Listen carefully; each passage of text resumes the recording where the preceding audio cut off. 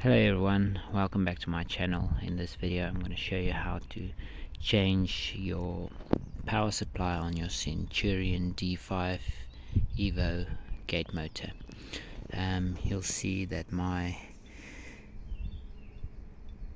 motor is on and it's got power. I'm just going to show you guys how to change the power supply. You'll see here on the side is a little green box. You can just push this forward and it will slide out. So on this side you will connect your power coming from your house, so that's either 220 or in other countries it should be 110. You're gonna connect your power in there, and you've got one wire running down here going to your earth. That should go to your earth, and then there's two wires going out here running to your Centurion motor. So this is the wire going in there, and that's basically it.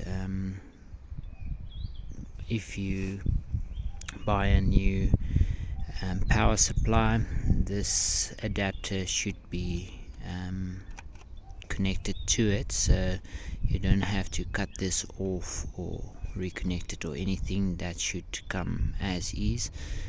You can just basically plug it in, and you're just gonna have to switch off your power before you change or loosen the screws, or you're gonna get a shock.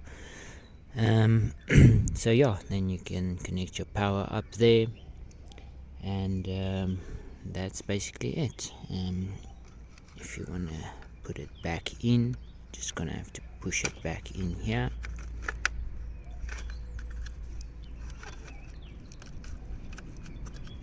till it clips in, and that's that. Thank you all for watching. It's just a quick video on showing how to change the power supply on your Centurion D5 Evo gate motor.